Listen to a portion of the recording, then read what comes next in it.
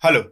By now, you are all aware that Uganda lost the Deputy Inspector General of Police, who actually acted as the Inspector General of Police, or the IGP. Lokech's death has divided opinion in the country, with some calling him a hero and others looking at him as one of the dictator's henchmen, given his position.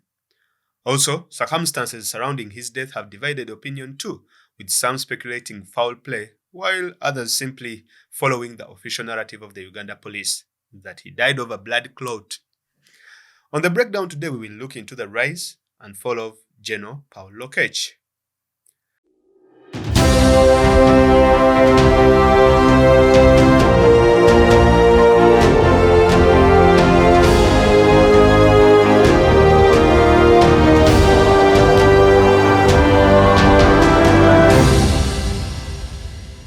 Now, in Uganda, one of the hardest jobs is leading the Uganda police. I actually concluded that it is the graveyard of military careers, because no military officer serves in the police and remains the same, because it is a sport that everyone has their eyes on, both locally and internationally.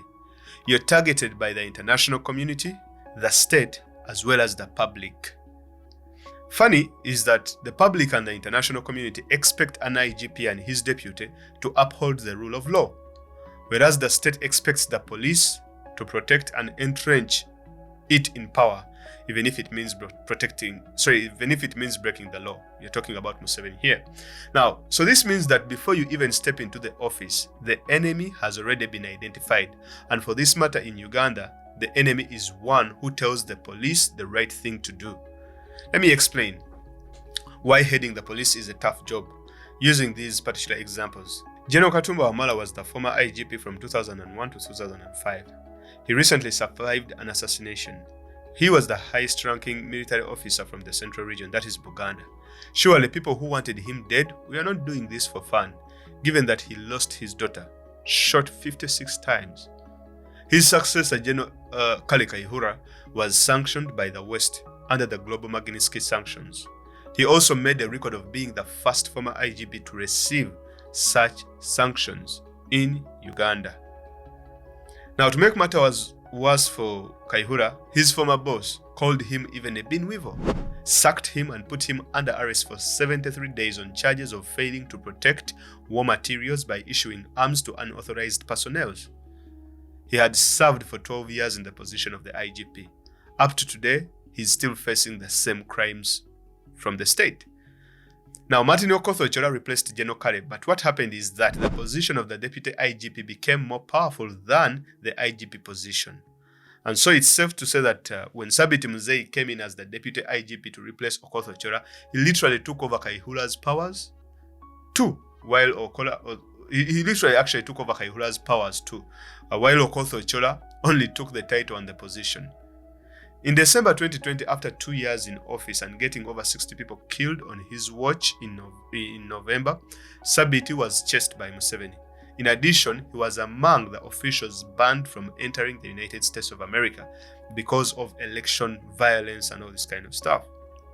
And that's where the late Major General Paul Lokech, also known as the Lion of Mogadishu, another military officer, was brought in to run the police with no military training, expertise at all on how to do policing.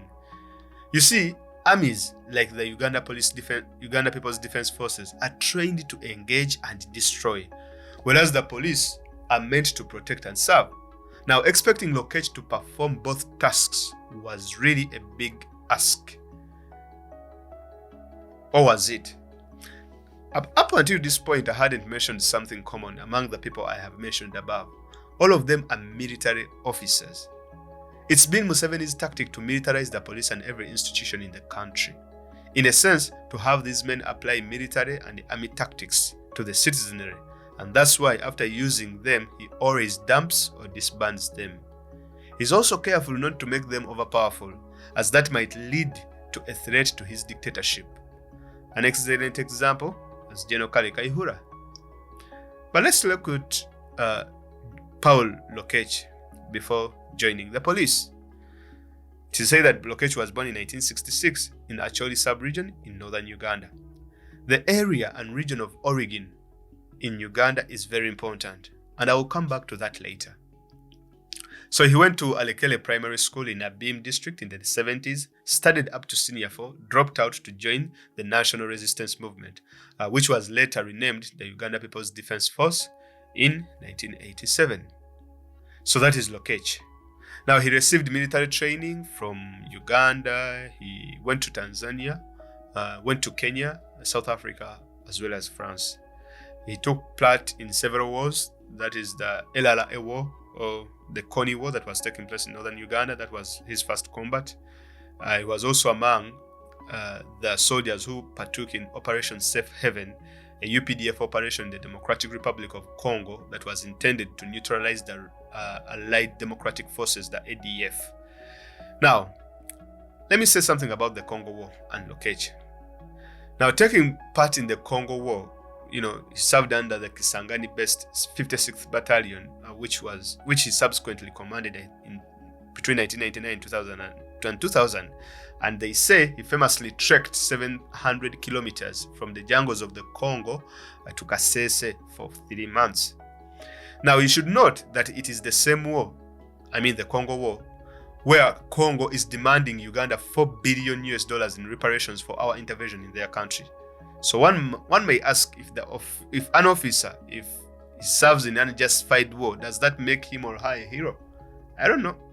Well, but I believe Lokech had the best interests of the country during that intervention. So I would still consider Lokech and any innocent soldier fighting a war whose justification was unknown to him as I am.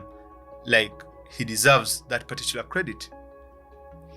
Now, the height of Lokech's military career happened when he was in AMISOM contingent, when he was the AMISOM contingent commander between 2011 and 12, as well as 2017 and 18.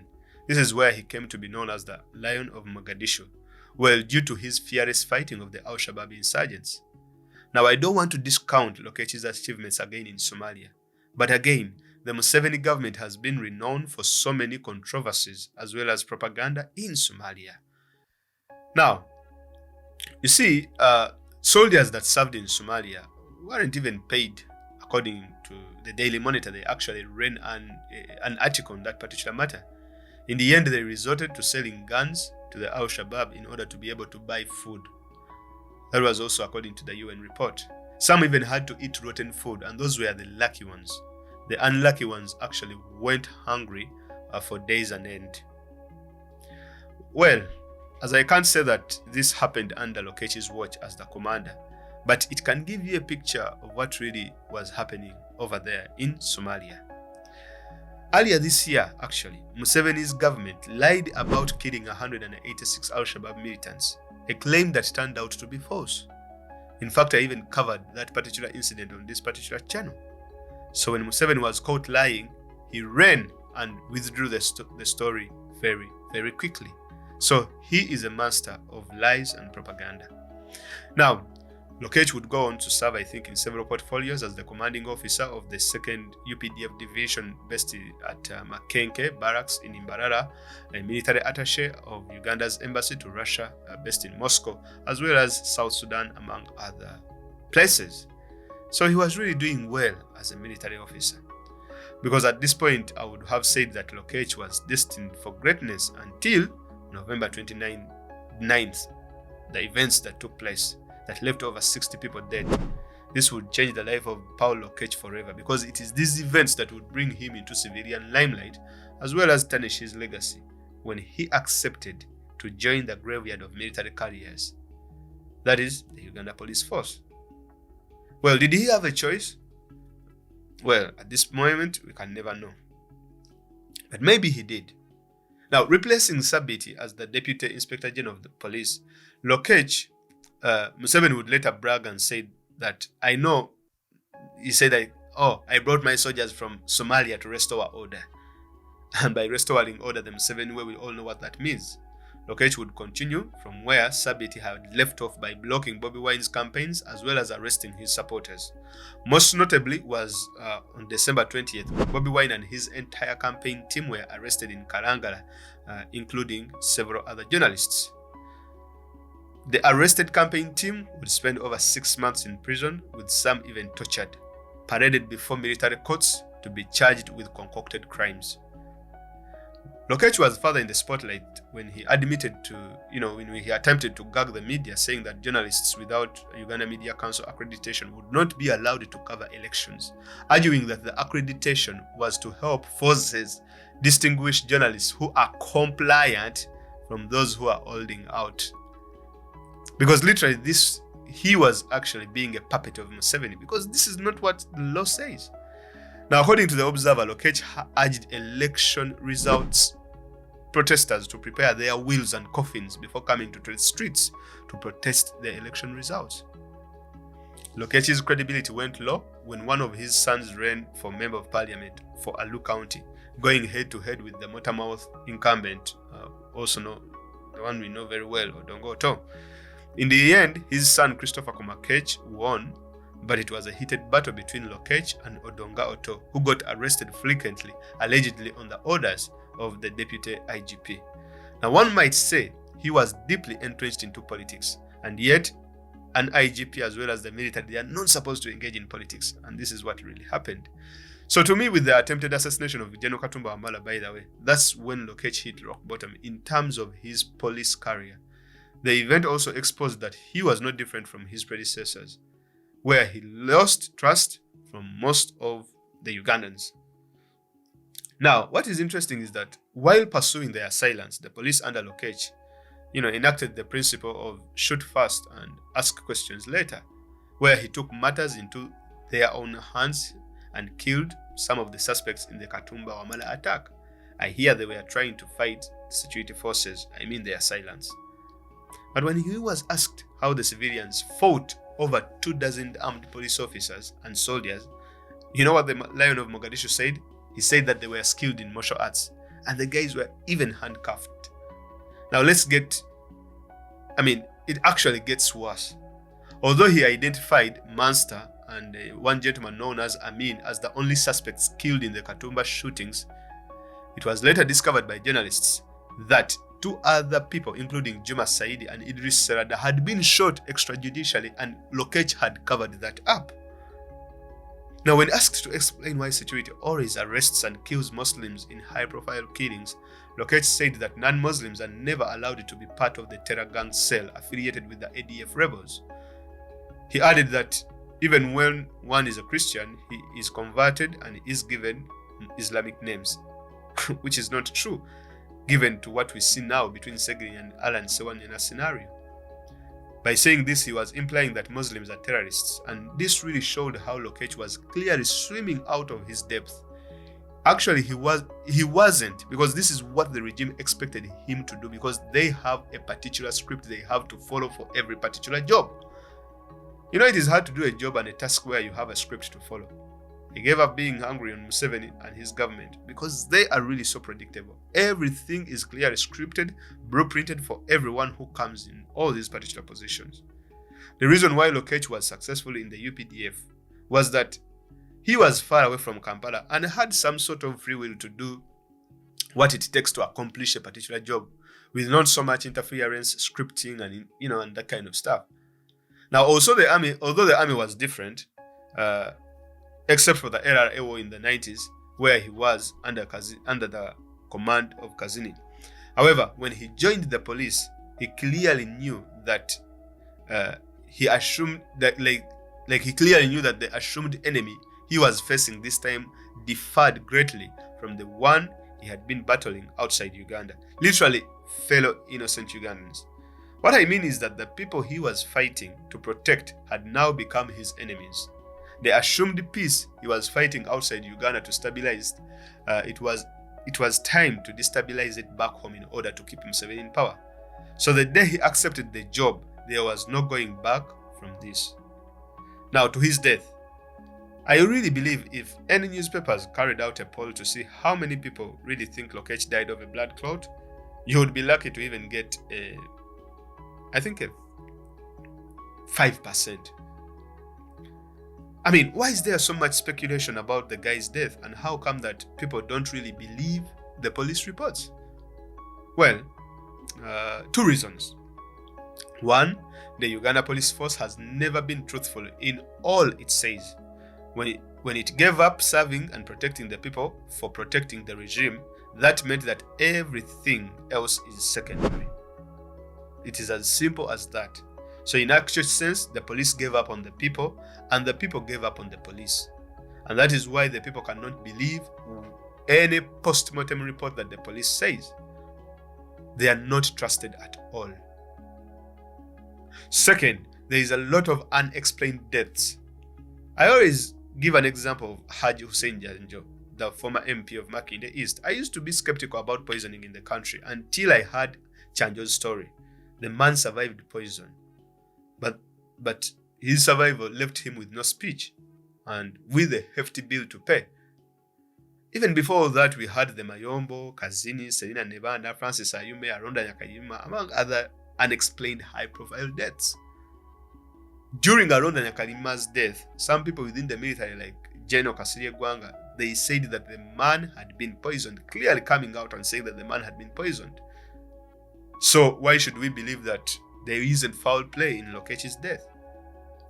Anyway, but in all this, there is a trend that's propping up, whereby every region and tribe protect their own. This is what I mean. As most people were happy with Kayihura's firing and sanctions, among his people and his tribe, he is a hero and he was held in high respect. Irrespective of what Kayihura did, in his region, they take him highly. The same could be said for Katumba Wamala. He is popular within the central region, that is the Uganda region, and any other, and this region. And that's why he received an outpouring of condolences from the opposition as well as the government politicians in the central region. And so the same applies to General Paul Lokech. He was popular among his region and his tribe, irrespective of his shortcomings. Now, to me, where I would, be lenient is the fact that at least the clan leaders of Acholi asked for forgiveness for Lokech's shortcomings, and that's a very big step towards a better Uganda. I truly believe that for the people of Acholi sub-region, they really lost a great pillar, just as we almost lost one in the central region. That's Katumba Wamala. Now, because we are heading, because where we are heading, these people are not part of Museveni's plans, and the power they yield, in their respective areas is really a threat to his succession plans. That's if Museveni actually has any. So, where they survive a purge, Museveni will seek alliances, and where the purge and alliances fail, I don't think Museveni can last long. So Museveni is like, why not make a move before one reaches that particular point? Now, irrespective of how Lokech died, this should be a wake-up call to all senior military ranking officers within Uganda, that in the Game of Thrones, you either win or die. There is no middle ground. Now, given the fact that Africa is going through a lot of coups, military officers are overthrowing the people they are trying to protect. It is really interesting. So Museveni is now very worried about the military officers that are around him that are not coming from his particular region. Well, that is my understanding of Lokech's rise and fall. But as I've explained, it should be a wake-up call for people within the military. Now, if you enjoyed this episode, please endeavor to leave a comment below, like the video, share it, and tell me what you think about Mr. Lokech. Do you think Lokech was a good military officer but a poor policeman? Or do you think General Lokech actually served his country very well? Let me know in the comments below. And please do not forget to subscribe to the channel. This has been The Breakdown. I remain Maj Gen. Have a blessed week.